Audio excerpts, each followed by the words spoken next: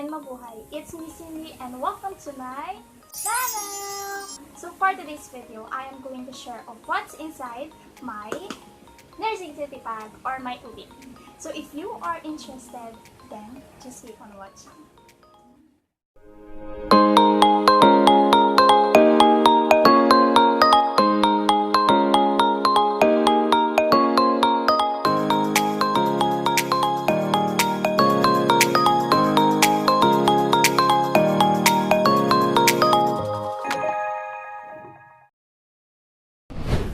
And yes guys, this is my nursing city bag. Ginagamit ko ito every time I have duty in the community, in the hospital, in the skills laboratory, and even when we have written demonstration. So this one is the rectangular type bag and the other one is the sling type. So kung bibili kayo guys, mas prefer ko yung sling type kasi mas convenient siya dalhin in our duty.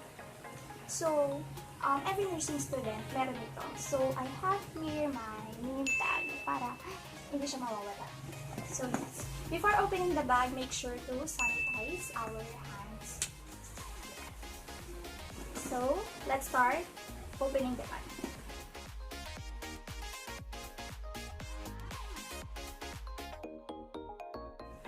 So, the first item I have is my stethoscope.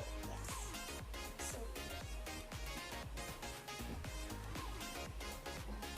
next item I have is my cotton ball, so pure, and with alcohol and dry cotton. Next one I have is makeup kit. Char, not makeup kit. Is my sphygmo manometer. Sphygmo manometer. BPM please.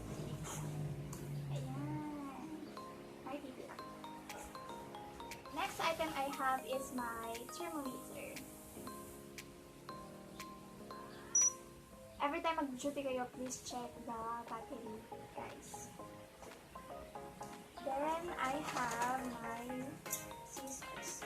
Hindi siya sterile since ginagamit namin to for literary purposes only. Ayan, scissors. Ayan, the bandage scissors, surgical scissors, callus straight, lyka curve, then pump forceps, and also my test tube holder. Ayan. Next one I have is my kidney basin. Kaya siya tinawag na kidney basin because of its shape. Hindi dito linalagay ang kidney guys. Okay. Next one I have is my syringes, different sizes of syringe. Yan.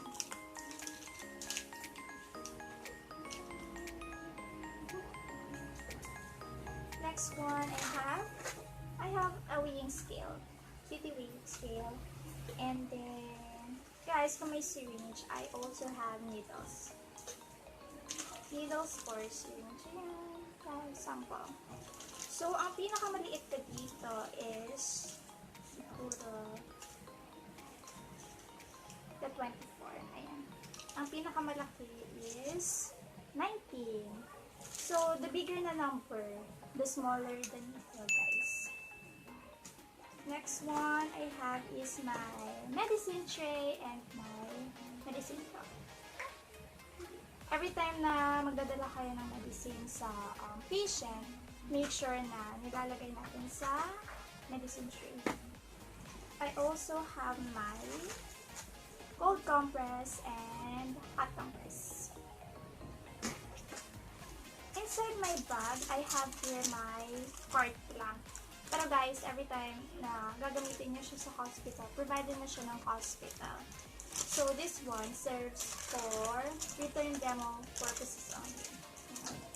Heart clamp.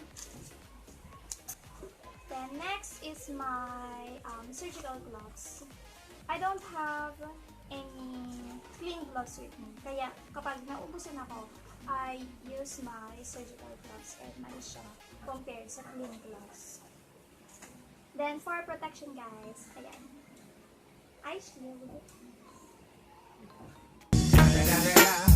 It's the motherfucking Eagle Double G. Snoop Dogg. So, this is used for protection kapag magpe-perform ng procedures na involve ang blood. Next one, I also have my dropper, medicine dropper, then suction. I also have my tourniquet, guys. If you are familiar with tourniquet, ito yung pinangtatali sa arm. Pinatali sa arm kapag kukunan ka ng dabo. Next one, I also have a gauze pad. Then, guys, triangular bandage and small bandage. Also have my tongue depressor.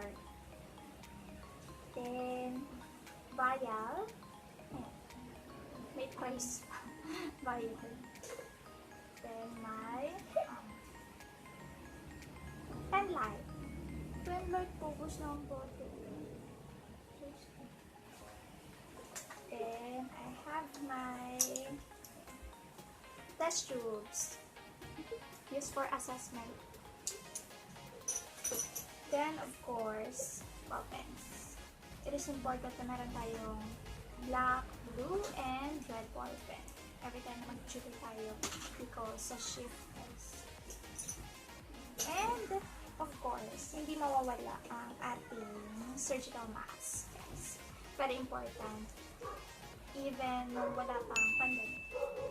And yes, I guess that's it, guys. Yun lang ang laman ng aking bag.